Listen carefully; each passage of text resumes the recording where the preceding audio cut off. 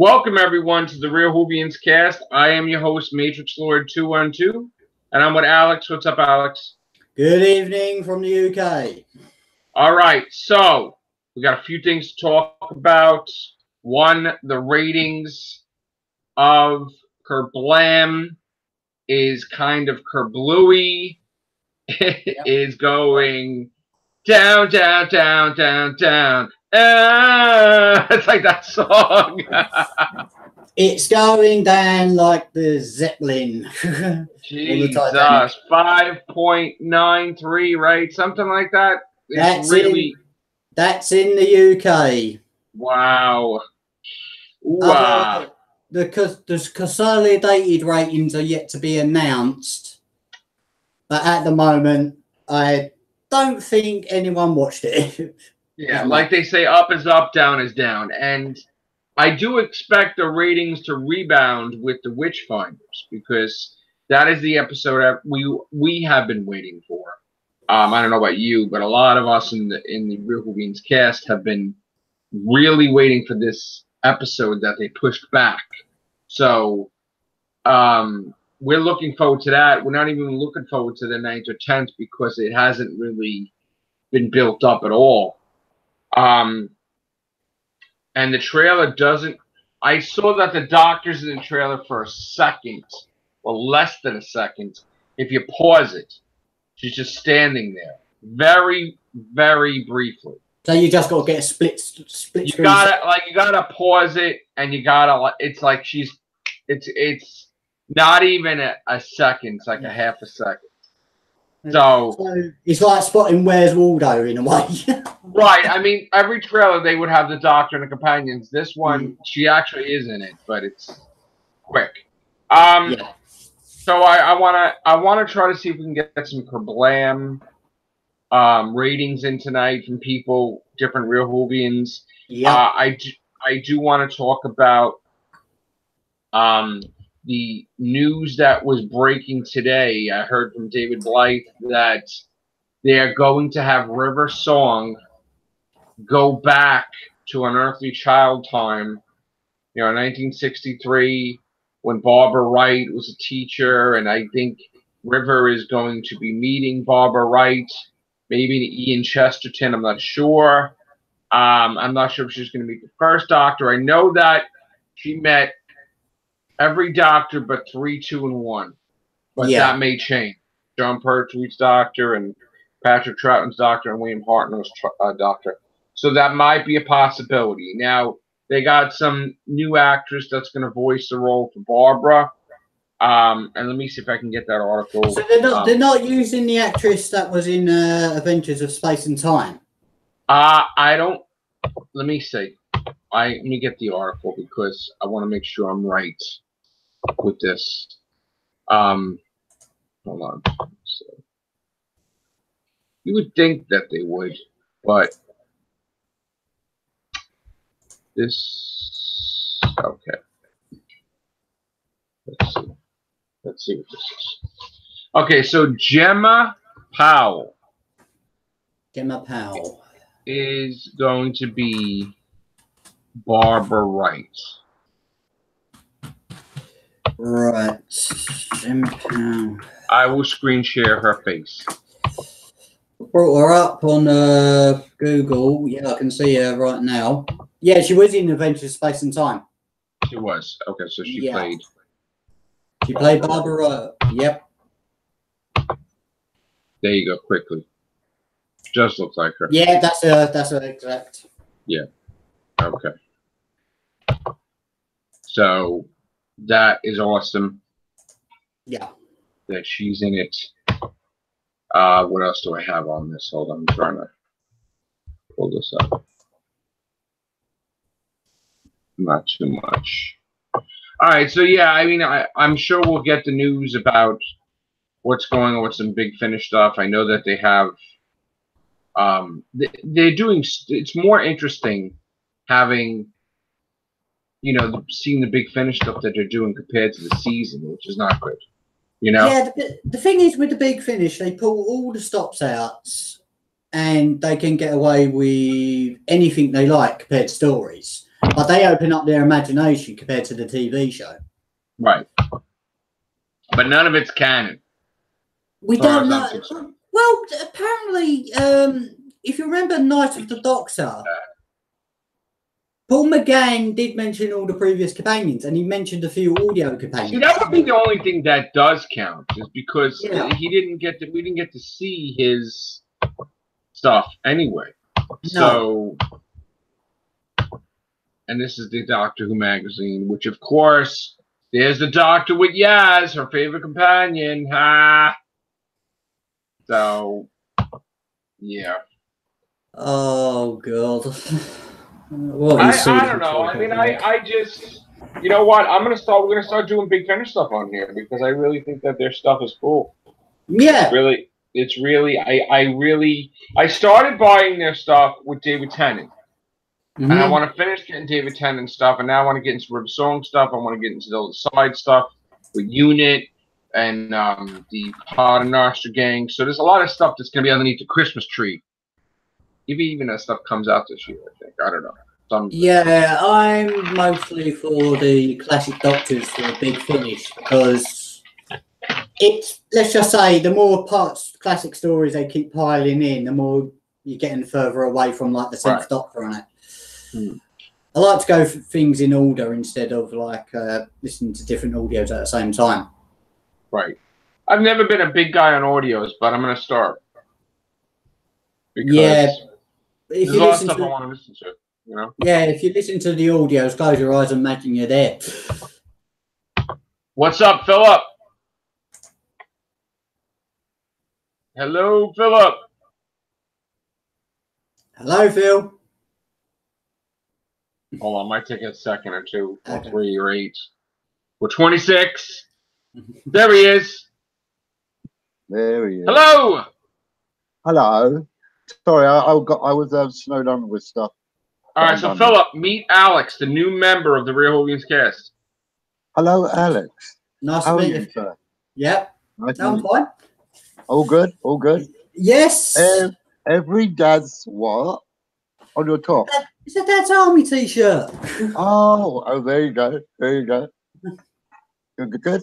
Right, Joe. Why are you crying and spitting your rattle out? That's the wrong way around. Why are you spitting your rattle out the pram about Sunday's episode? What's wrong with it? Kablam!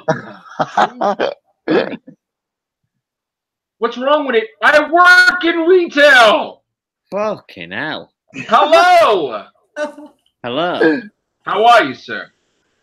Really good. Until I just got that fucking ear blast of blam. I'm sorry. Yeah. How about this? I'll do a reboot. All right, how about that? There you go. So, Connor. Yes. Tell me about Kerblam and your thoughts. I thought it was brilliant. Thought it was really? I thought it was the best episode of the series, to be fair. Wow. Okay. Why? Traditional Doctor Who. It kind of was a bit of a departure from the Chibnall vision. Quite classic, actually. It was very McCoy. Very classical. Yeah, it was good. I mean, I know that like people, like one of the criticisms that I have seen, actually I can a little bit agree with, is that the threat's just a little bit generic, like robots on rogue. But then it turns out, and then the twist at the end, like I thought it was brilliant, but a lot of people say that it doesn't make a lot of sense, and I can kind of see that. Yeah, I don't see it. If you kind of like analyze like little bits along the way, you can kind of see that it's been hinting towards that twist for it, because obviously at the very first instance, the Doctor was actually assigned to be the maintenance person. Yeah, the janitor. Yeah, that's true. Which is the department of the warehouse that Charlie was working in. Right. Which obviously would indicate that the system, who knew about the plot for ages, was actually trying to get the Doctor closer to Charlie. Then actually she was actually trying to get her close to the threat than she actually realized. Okay, so I want you to explain something to me that I'm having trouble with, okay? Yeah. Correct me if I'm wrong. Charlie's purpose was he didn't like it that humans had 10% of the workforce compared to the 90% of the robots. Yes. So in an attempt to make that percentage higher from 10% to 40, 50, 70, whatever, he decides to control the robots to kill the humans, to give the robots a bad name? Yes. You Okay, wait. You got it in one. You got it in one. Okay, wait, but I'm not done. So the robots send the doctor a distress call to help Kerblam, them, right? Not the robots. The 1.0 version, Twirly, or whatever its name was. So Twirly sent the thing to the doctor. Yes. Okay. But then the robots took the girl that he likes because he liked that girl in the room. That bit made no sense to me, actually. Thank you. Fucking thank you. Jesus. Thank you that somebody, I'm fucking so glad. Okay. Okay. Now No, we're getting it. Actually, it did. It did. I apologize. It did? It did actually, because it was the whole idea of if you're going to take away our robots, which is something that we love, we're going to force you to take away something that you love. So, in fact, by giving her that parcel, because if you remember, they teleported the parcel into the room. Yeah. And it had the killer bubble wrap in it, and that's all it had. But here's my point now, right? In doing that, they've asked the doctor to help them, but they committed murder themselves. So they're the villain as much as Charlie's the villain. Yeah. Yeah. Unless of course. Why are we helping Kerblam? Because Kerblam. Because I guess by and large you would view Charlie as a terrorist. But they became a terrorist to try to piss off a terrorist. They were trying to prove a point to Charlie that. But killing a human life to prove. It was. Yeah. See, thank you. All right. So I'm not crazy when I'm having concern with that, right? It made sense, but it didn't make sense why they should have done that. Okay. So the doctor's not mad that they killed the girl. Isn't she furious? No, because I think she was under the illusion that it was him that killed her rather than the robots. But the companions knew differently. No, not necessarily. Okay. I think the only people that knew the real reason why they were doing that was the system. Okay. So the viewers know it, but the doctor and the companions don't know. No, I guess they just assumed that it was Charlie that killed. So the doctor's just going to go about her business and not look at Kerblam anymore, and everything's fine. Although it's not really fine. It could come up again. To be fair, it could well come up again. I mean, but that's all. They said, oh, maybe this is a good idea. You know, we could kill shareholders and bubble wrap, and we have the power. We could actually do these things. So they already did it when they don't like something, so they killed the girl. So whoever made that decision to kill the girl, they're still in power. So why wouldn't it come up again? Well, you could say that actually, no one. It was more like the system were trying to get rid of Charlie. See, if she blew all the robots up and she reprogrammed it where it was wiped, and there was a new start for Kerblam, I'd be like, okay, right? But that's not what happened. Well, in fact, that is what happened, because if you remember at the end, they said that they're gonna close Kerblam down for a while and they're gonna restructure it. So it was. Yeah, but the person that sent the distress call was not a computer. What was the computer, or wasn't it? Yeah, it was. It was Twirly. All right, so the computer is destroyed now. No, it survived, didn't it? I'm sure it's 5. It's a 5. All they're going to do is shut it down and then reset it. But it still had the artificial intelligence to kill somebody. Like it Are you talking about Twirly or the robots, as in the delivery? Whoever made the decision to kill the girl because Charlie liked the girl. Oh, that was the system. So the system is what? The humans? It's like the cloud. It's like what controls the company. Okay, but the cloud is still around, though. It's been reset. That's what was alluded to. Okay. All right. Well, we're not gonna. But you can understand why I don't like it, though. Okay. What did you rate it? I gave it an 8. Oh. Okay, that's interesting. All right. And Philip, what did you give it? What did you think of it? I thought it was good. It was one of the better stories of. Can you hear me? Yeah. Okay. It was one of the better stories of the season for me, and it was like what Connor said earlier. It was just a straightforward Doctor Who caper, without all the, you know. I will agree, though, the bit about Charlie and his reason for doing that was confusing. I didn't really understand the resolution of that, but it was a good story. I mean, some of the characters, guest actors, they were very good. I did feel that Lee Mack was underused. He died straight away. Right.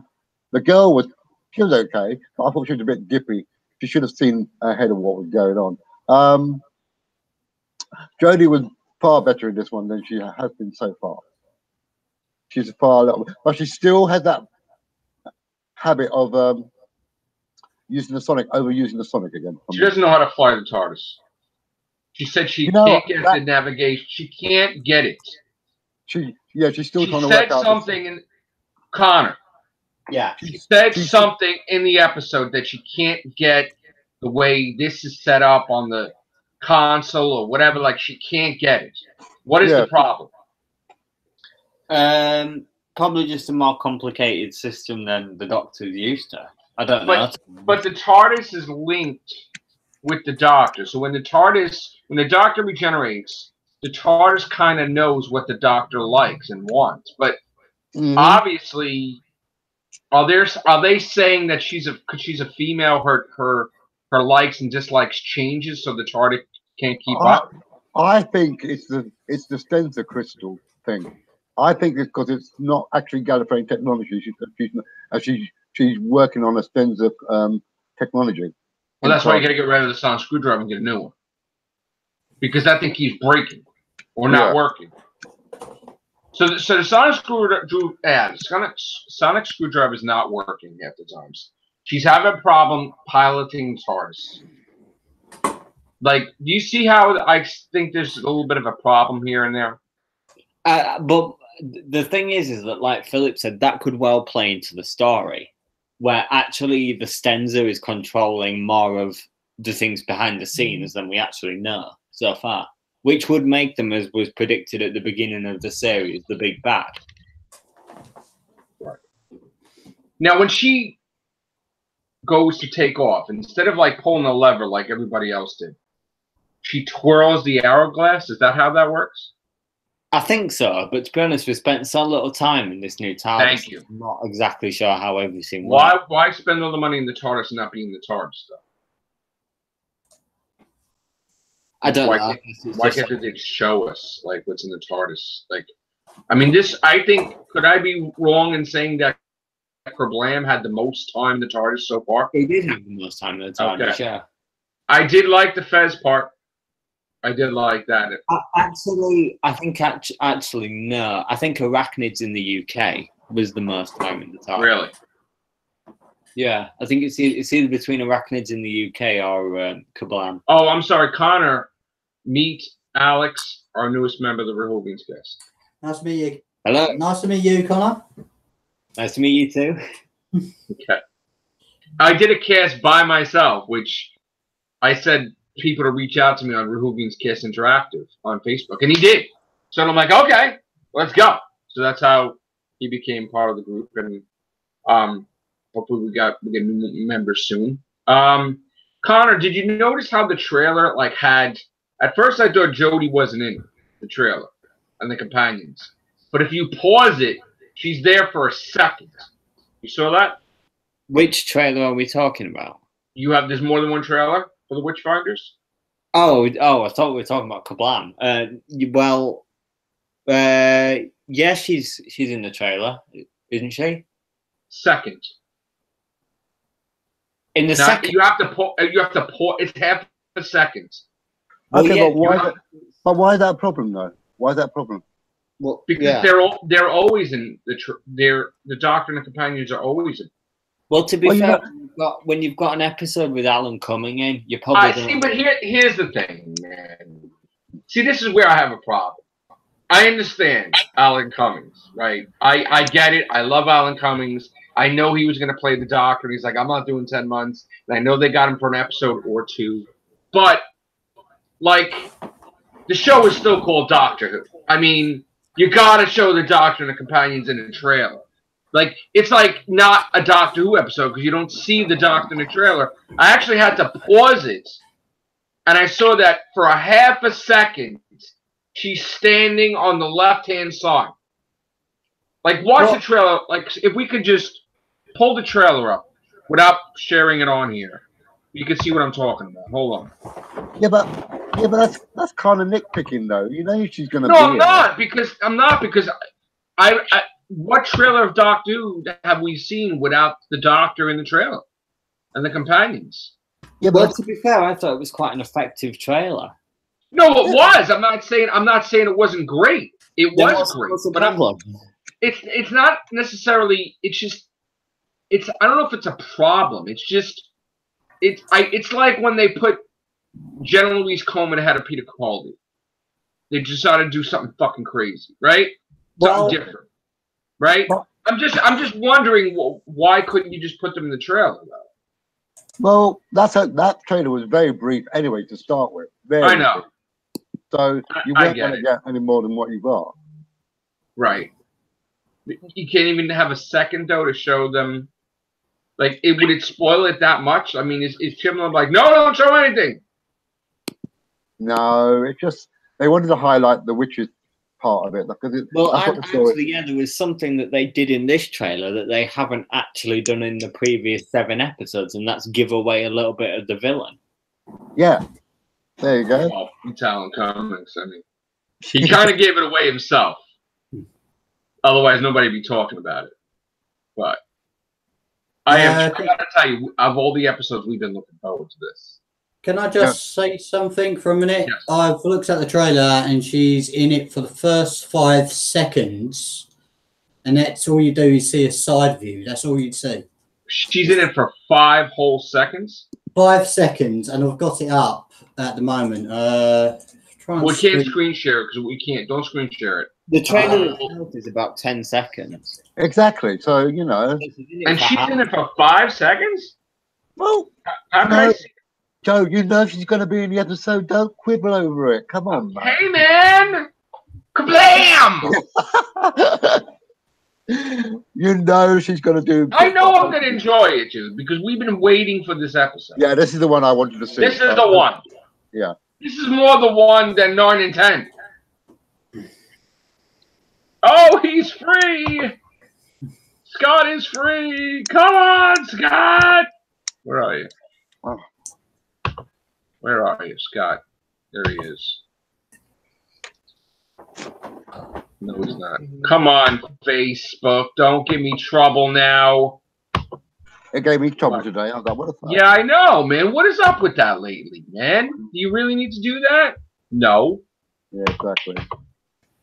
Oh, come on. All right. Did you get it? All right. Anyway. Is it really a quibble? Yes, it is.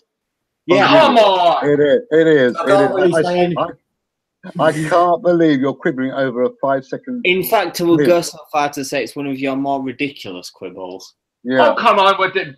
Damn it. God. You've seen her for what?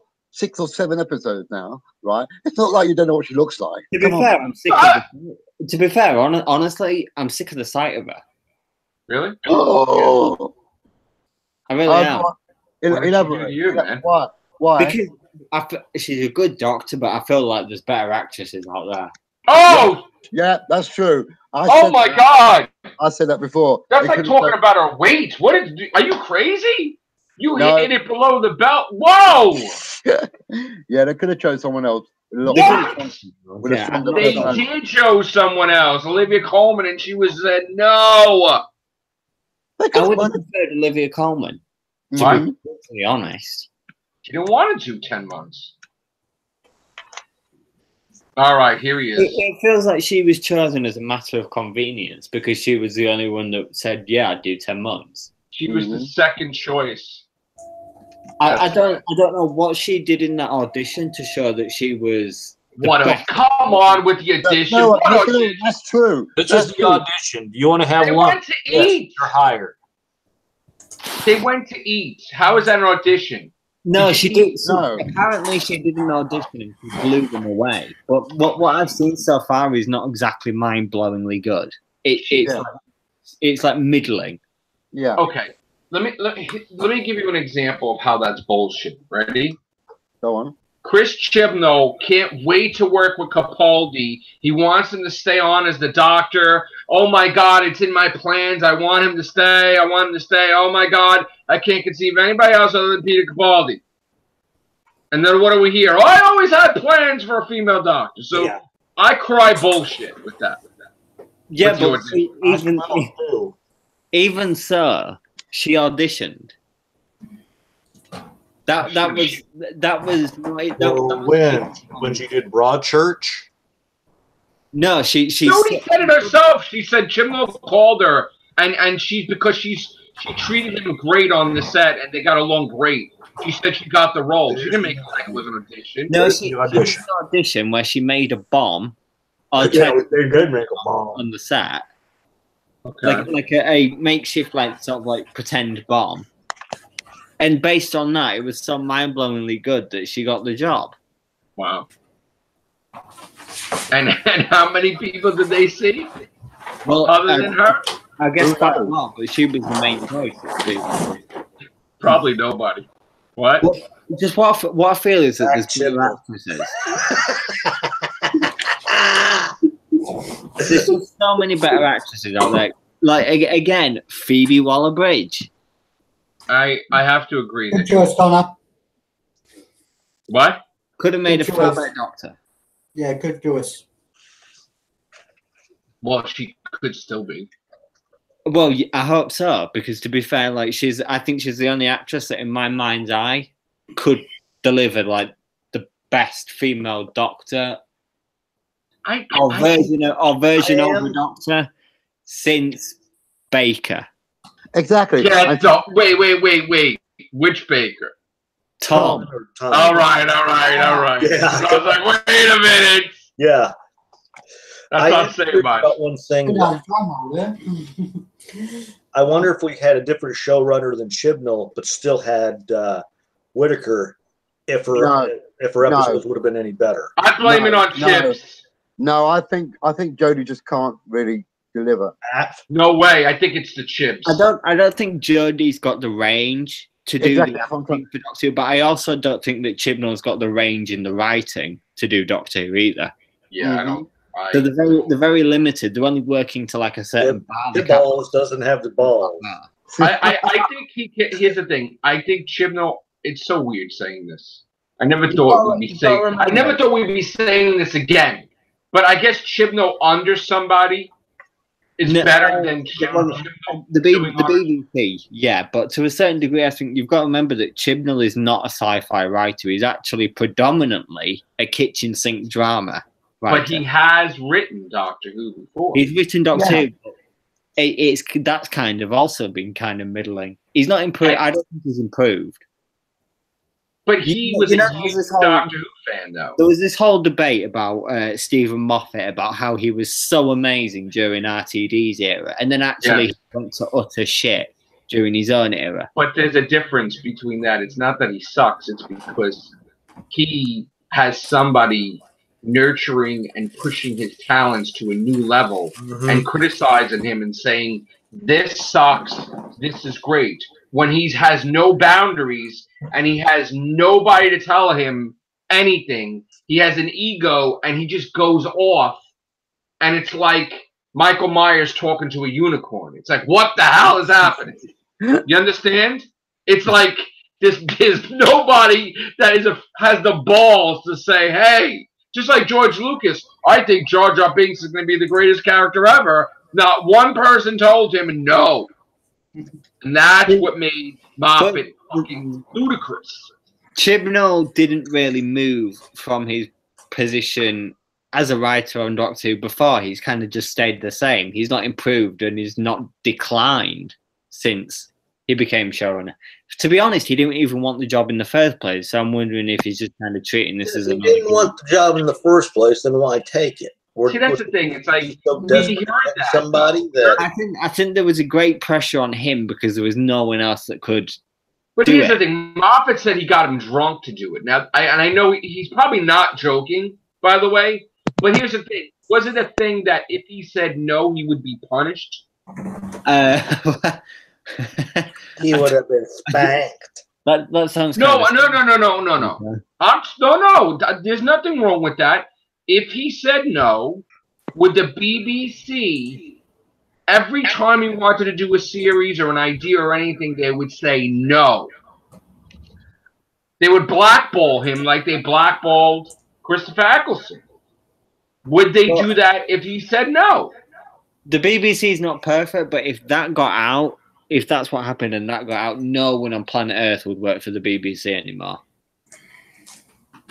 Because there's a great unity between actors and writers and stuff, and in TV in general, that far surpasses what the BBC has. So by that, I don't think that the BBC would have a working force anymore, because everyone would just revolt against that sort of notion that if you don't accept this job that we're giving you, then we're going to punish you and we're going to blackball you.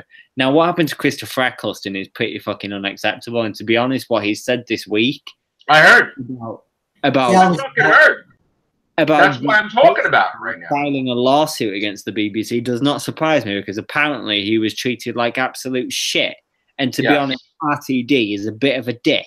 But at the same time, I don't think that the BBC would do what you're saying, as in punish them for not accepting a job. Because we wouldn't have a lot of the actors or shows on the BBC as it is if they did. Here's the thing. I don't believe that, because I see some of the shit that they've fucking done. And I seen when Moffat was clashing with the BBC. And you would have to really see under a microscope what was fucking going on. It was a battle of fucking egos. In fact, Moffat never really, apart from maybe. They said he was too tired. He couldn't fucking do a season. He got fucking offended with an ego. He's like, "Oh, it's not me." And he was a fucking little. Let me tell you something. What done was when he was taking care of one, break off mid-season, let somebody come in, take care of the rest of it. But we're not. We're talking about. There was a thing with him in the BBC. Yeah, I know. Clashed. That's real. When he had to. What did he do? Split the series, or he had to do something where he couldn't have a whole full season, and they came out and they fucking said why, and they said it was all him, and he says it's not me, it's whatever, and there was like a kind of a, well, what do we do? What's the middle ground here? Because he's getting pissed off at the BBC. BBC's getting pissed off at him. He's not going to fucking work for us, right? What are we going to fucking do? Are you talking about Series 7? I think is it Series 7? Was it Series 6 split? I'm trying to remember. It was Series 7, wasn't it? Maybe. But there was a thing. We seen it on TV. They were at a podium. It was like are you serious? You saw his fucking face. Well, in 2016, they didn't do a series because Moffat was focusing on Sherlock. There is actually quite a lot of there's actually more pro BBC and Moffat relationship than is perhaps like report. It would seem that because Moffat's era was riddled with split seasons and gap years. Oh, I'm not saying that I'm saying that there was one instance that I know of. If that there's, it was if there's one showrunner that the BBC have got behind the most in the history of Doctor Who, it's probably Stephen Moffat. right. Because what happens is eventually he cools down, and then he gives them what the fuck they want. Oh, I'll give you a Christmas special for Sherlock. Oh, really? Oh, shit! It's like you know, but you know, he said no to the Pater Noster gang. But see, there's an untold thing about that because he said that they wrote him a check.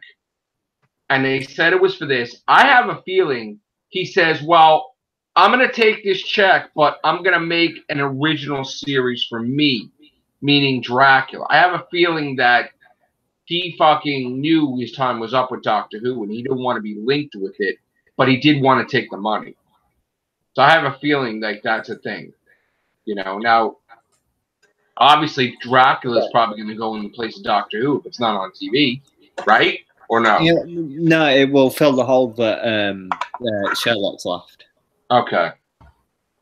But anyway, you think it's squeaky clean now with Chibnall and the BBC? Yeah, but I don't think that Chibnall necessarily wants the job. I think if you were to really kind of like get down, like almost like torture him until he gave you an honest answer, I don't think that he would. But listen, here's the thing: is it really the money that he's just not leaving? I think it's the fact that he feels a great pressure that if he left, the show would die because no one wants the job. No one wants the job. No one. I was hoping they were going to give it to Toby Whitehouse when they first going to have a show runner. Doctor Who is actually fucking dead. It's near death. Why wouldn't you want the fucking job? Have you seen the fan base lately? That's why you wouldn't want the job. I would fucking. Let me tell you something. If I was good enough, right? Yeah. And knowing the way that I fucking doing it myself or some shit or who everybody else, I would fucking love that shit. Doctor Who doesn't match up to any form of TV anymore. It's got its fan base, and it's got a pretty big fan base, and that's to its credit. But you put it up against things like Game of Thrones, Walking Dead. Oh, I know. Oh, my God, fucking shattered. I know. I know, shattered. But that's why we got to change it, brother.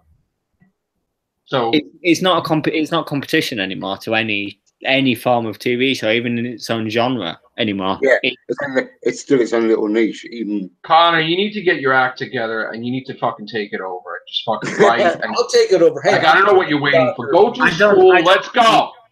I don't like the show anymore enough though to take. Come on. I would Maisie Williams in there. Would you be happy with? Folks, here I am. I'd get bored after half a year in that job. Can I just say something?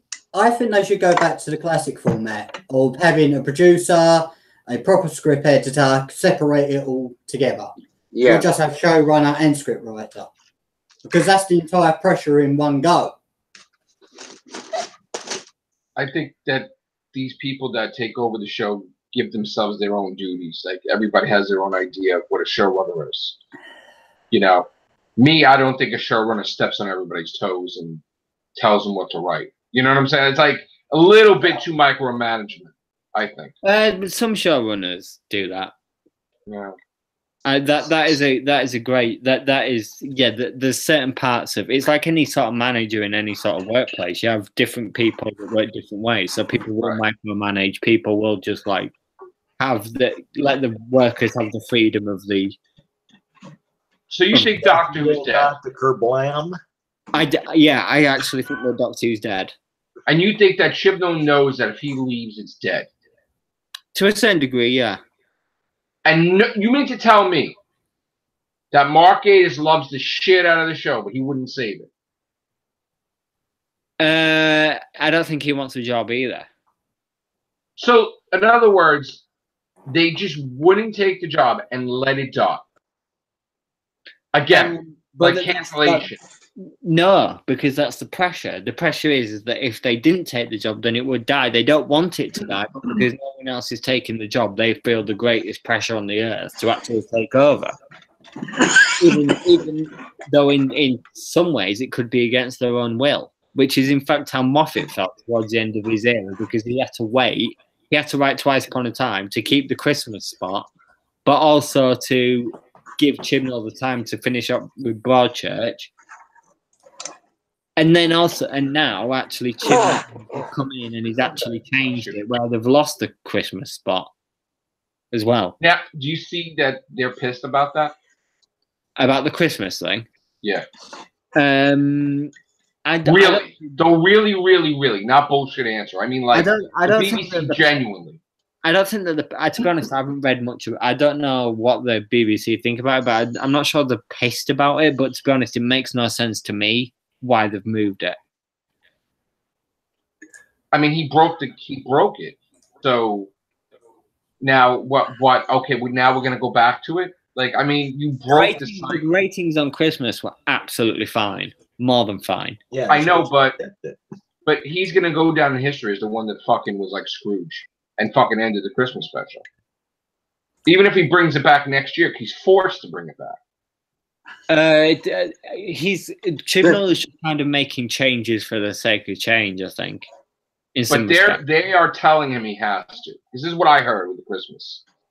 It's definitely going to be next year. Definitely. I think one motivation he's doing it is because he's trying to find some new life in the show where he can make it appear different. He can change it up so it actually isn't that drowning. But he's putting. This is what they should have done. What really started tying their hands was they constantly had Earth adventures.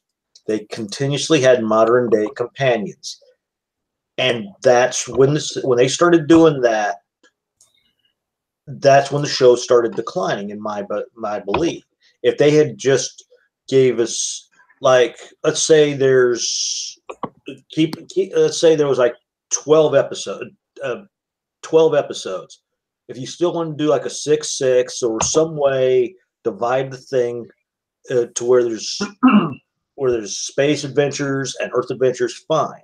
If they started utilizing past companions that came from not from modern day, that would have helped it as well. But they wanted to always do the whole, let's have the person from modern day in order so people could better relate.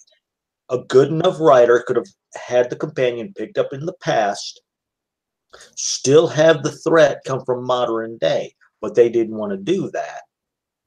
And he's implementing his PC culture into his beliefs, what he believes in his personal life, how he feels in his personal life, which is not supposed to be that way. You know, you're paid to do a job with Doctor Who. Don't put your bullshit stuff in there and make it like what you think the way it should be, the Doctor thinks. That's bullshit, first of all. People are getting turned off by it, honestly. And the fact that we really don't have a villain or villains in the episodes is getting really tiring real fast. Yeah. Is that because they can't really pitch Jodie against a really bad villain because she's a woman? Chibnall not wanting to. Not that he can't. He doesn't want to. It's flat out no. You heard him talk. I want to have new people. I don't want to have... he doesn't want to. But why doesn't he want to, though? Why? What? Because he just want to put a name on the map thinking that I'm the one that did Doctor Who without the classic villains. Look how great I made it. It's the reverse, kind of. He's going to be the one known as the one who screwed up Doctor Who. It's dropping, isn't it? I mean, the ratings are less than it's been, right? It's done one better this episode. It's 5.93. No, it's actually gone up. It's gone up? It's gone up this week, yeah. How much? About 0.3. Compared to when they... So wait, it's at 6 point something? 6... No, 5 point... What was it at last week? It was 6.4, right, last week? Then it's 5.93 now. So you're saying it's at a 6 point something? The ratings are still not what the first episode was. Yeah, but that's inevitable. Well, is it? Yeah. I mean, all shows see a loss of ratings after the first episode. That's just we can understand that, but when there's only like two out of the 2 or 3 out of the 10 episodes that are decent enough, then yeah. We are not even looking forward to 9 and 10. You know that, right? Like, he's made it where we know nothing about it. Now we got a little, like, crumb. But everybody's looking for Cummings in it. And that's everybody. That's what everybody's waiting for, is to see Cummings. Everybody's looking for episode 8, right? But we're not. But 9 and 10, you blocked everybody from seeing anything to do with it. So how are you supposed to get momentum to get us excited as Doctor Who fans about? You know, that's nice. You showed us a name and a synopsis, but that doesn't mean shit. Like, why would you just, you know? Yeah. Last week overnights was 5.77. This week it's 5.93. So it's gone up. That's not that much, though. So they don't need the Hubble telescope to see the ratings this time around. But I mean, am I wrong, Connor, that everybody's looking forward to episode 8 and they're not as enthusiastic about 9 and 10? Yeah, I would say so. But don't you think that's his fault? Well, he has kind of like taken away from the idea of a finale because obviously there's no storyline. But who knows? I mean, 9 and 10 could be. In fact, 9 sounds really good. 10, I'm kind of like about. Oh, yeah, that one with a long name. Yeah. Yeah, the Battle of Raxia. Yeah. If I was the BBC, I'd bring him into the office and I start flipping at him about the damn title. Like, do you really need to be a dick like that? And make a fucking title? Absolutely brilliant, though. I think episode 9 might be the best of the series. What was your favorite of the series so far? Rosa. Mine was Demons of Punjab. I would have said Demons in Punjab myself. I kind of like that one. It's a toss between that and The Woman Who Fell to Earth, sadly. The Woman Who Fell to Earth? Oh, okay. What do you mean? Oh, that's her first episode. I know. It was just... What? The monster was generic. Monster. What? Compared to the handkerchief monster? Really? Okay, The Remnant? Are you kidding? Yeah, you're right. You know what I think the most exciting thing of the season is? Oh, what is it? The Yaz Files. The fucking Yaz Files. You can just watch the Yaz Files. You don't even need to watch the damn season. That shit's the most interesting thing ever. Right? Didn't they do that with Sarah Jane or something? I haven't watched any behind the scenes stuff, so I have no idea what you're talking about. I know. Okay. I'm not, okay. You don't even know what I'm talking about, Philip? No, I was. The what files? Did they just film that for America? You didn't see any of this? No, it might have been available in the UK. Jesus Christ! Hold on. Okay. Is it them fact file sort of things? The Yaz's case files. Yeah. I have seen one of them. You've seen it. Right. I've seen one of them, yeah. Not all of them, though. I've been seeing the last one because I want to see what the hell she says about the last one. Kablam robots. Or some shit. I can't wait. Human guy is the villain. Janitor man. I hate Ryan. Like, okay. What a shit companion. Who? God. Yes. Ryan. No. Ryan wait, Philip. Does Ryan sound like Yaz when he said Ryan? What? Ryan just explains his problems, and it don't feel sorry for him, and that's just like that's a bad character trait. What's with the lying with Graham all of a sudden? What do you mean? What? He said he's 310 years old. I think he was just joking. That's called he was joking. Sarcasm. Taking a piss. Yeah. Totally. Mm-hmm. Okay. I like Graham. That's the way I took it. I like Graham. That he's cool. We need more Graham. And yes, Ryan. Less Ryan. You know what? Have something where you can ride a bike now and he just goes back to Earth. He's a bit of a club. And you can see the torch in the background. He rides the bike. They shut the door. That cafe floating around. Maybe that's how she gets rid of him. She gives him a pizza. But Graham knows, and Yaz knows, that Ryan just wants that pizza. I hope that like a monster comes in, kind of like just, like disintegrates Ryan, and then someone just shits on his corpse. Oh Oh, my god! damn. No, but you know what? If the Stenza were monitoring these transmissions, the best way to kill Ryan is they would make a button appear in front of him. Yeah. And he would just fucking push it. That's what he would do. Or they would give him a bike.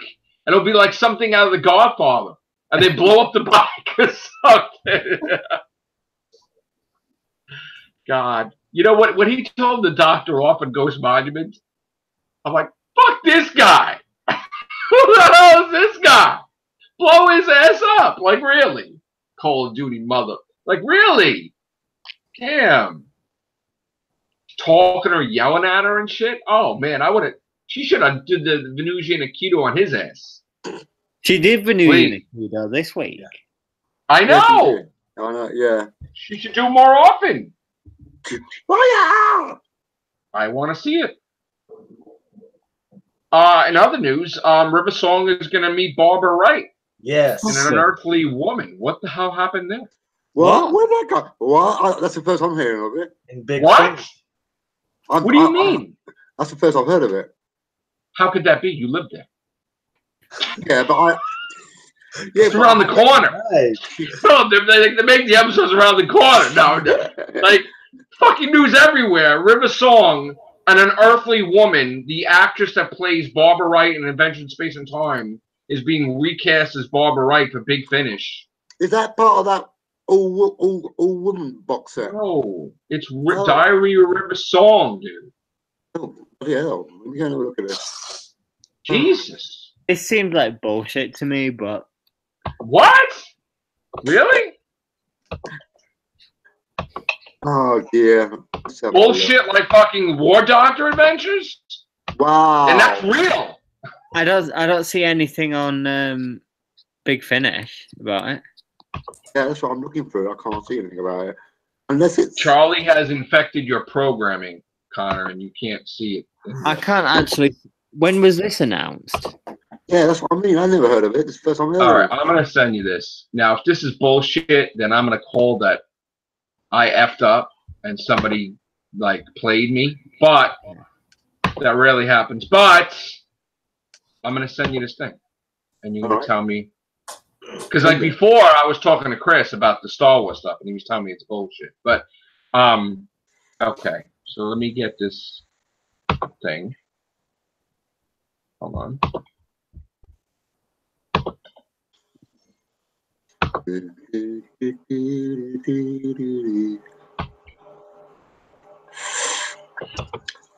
She meets Barbara. They've announced a couple of like River Song box sets already, haven't they? Don't know why. There's loads. Yeah. 6, 7, and 8. Why can't I send you? What is going on with Facebook? God. I know the other day I kept on having that little pop up saying, a little front page saying you have to recycle. So it was like it was down. Wait a And second. where did you send it, or have you not? Oh, that is what you would call a leak. Oh! Oh, I got. Luckily, I don't have to take. Oh, what more? We got a leak! That's actually a leak. Oh, so is it embargoed? Yeah, probably. Oh, shit. Let me have a Wait, look at it. wait. Are we under the same constraints in America? I don't know. Probably not. Anyway, so River Song's going to be right, everybody! Woohoo! We've actually announced that before Big Finish have had a chance to. So Shit. Oops. Ooh. Okay. All right. When I get stacked. You think so? Hope not. I'm all for it, Big Finish. Absolutely. Considering it appeared on her CV, I don't think that you would get in trouble for that. Thank you. I love you, Big Finish. Thank you. In Big Finish, we trust. Yes. Ooh. That's right. Could you write some episodes of Doctor Who? It'd be nice. But anyway. I wish they would, to be honest. I wish they would. Yeah, Wow. because that's why. All right, so what do you think of that, though? It would be kind of neat if they could have taken a lot of the a lot of the Paul McGann Big Finish and adapt those, even if they were just to like CGI cartoons. That would be CGI animated. That would even be awesome. So wait, what do you think of the fact that River's gonna meet up with? I think what it's going to be is that Barbara is going to be a part of that box set, but she's going to actually meet the first Doctor. Yeah, that's what I think. No, but aren't they going in order? Like, I mean, backwards. Wouldn't the next Doctor be John Pertwee's Doctor, the third Doctor, and then it's Patrick Troughton, and then it's William Hartnell? Well, what are they up to now, Philip? They just finished Tom Baker. Yeah, she's met Tom. She hasn't met John Pertwee's Doctor. No, not yet. So they're going to skip and they're going to go to one.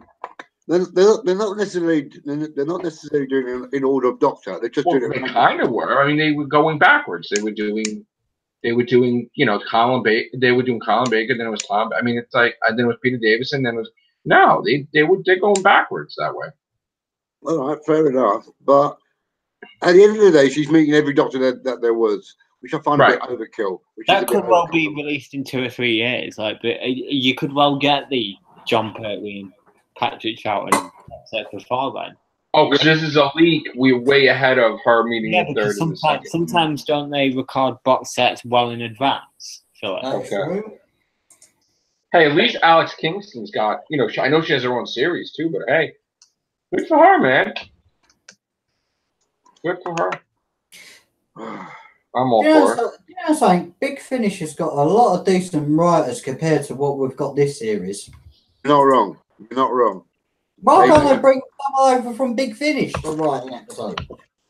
If they can use Nicholas Briggs to voiceovers or voice characters and everything, why can't they use the writers? I don't get it. Yeah. It's almost as if they've got a separate agreement. So you can't do this. We can't have. Philip, you've got the most experience with Big Finish. Who's the best writer? It's going to be James Goss. And who's the other one? Who's that other one that I like a lot? Oh, I can't remember his name. Oh, John Dorney. John Dorney. He knows how to write Doctor Who. Right, okay. There you go then. James Goss and John Dorney. Yeah. Connor, what are they filming now? Series 12. Yeah. Yeah, Series 12. I know, but what do they do? What do you mean pre-production, production? What are they doing episodes? I honestly don't have a clue. I think that they're in production, early production, but I'm not sure.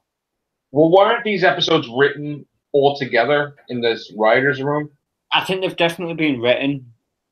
I don't know when, but I think that they have, and I think that that's what they're. So in other words, if 20 episodes or 21 or 22 episodes were done at once, they would not know where they made a mistake in Series 11 to change Series 12. So Series 12 is going to be exactly like Series 11. Yeah,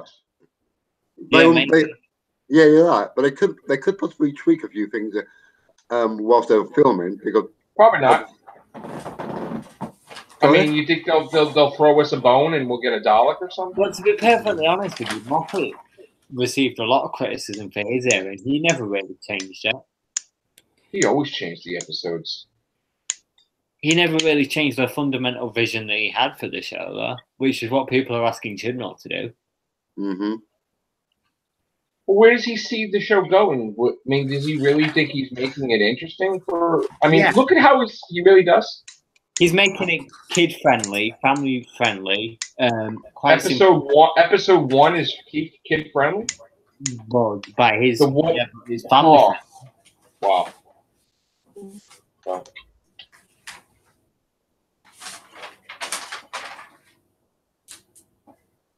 So, by the way, the thank you to PZZA Dude 92 for pointing out that the Master Collection that was the Titan set was retitled the Renegade Collection. So they're not calling it the Master Collection. They're calling it the Renegade Collection. And supposedly he says it's out, which I'm going to have to check out on Friday when I go into the city. So if there is, I will bring home some stuff to do some unboxing, which would be nice. And hopefully I get some good stuff. All right, we're going to have to get out of here for now. I'll have to come back later. Guys, thank you very much. Bring back the Candyman, yes! Series 12, damn it! Do a Hansel and Gretel with the Doctor and Yaz and Graham. Brian can stay home. Yaz is the one that gets chucked in the oven. And Candyman is the ruler of the entire planet that they go to. That would be excellent. And the TARDIS gets painted pink again. Yes. The Happiness Patrol. That way, yes. That way we can have Danny lean over it and say pink on the TARDIS instead of pink on the TARDIS. Oh, and an update. We will have a update on the merch soon for my own personal collection. There will be a new mug for Christmas. Some people have seen it. All I can say is someone doesn't fit on the couch. But I can't wait to show that to you. When my I have seen it. No, oh, never know. Yes. And yeah, can't wait. Alternate Route 4 is now posted, folks. So dive over there. And I might make 2. Oh no! And send 1 to the man himself. Or maybe make 3 and send the other one to the woman herself. Not impossible. You know, I can do it. You know, hopefully, you know, she's not making some eggs and gives it to Davros. Like I said, that's Burns. But all right. There's still a diner in space. There's one everybody know that. Okay? Still twirling around. Yeah. All right. Thank you, guys. Take care. Bye for now.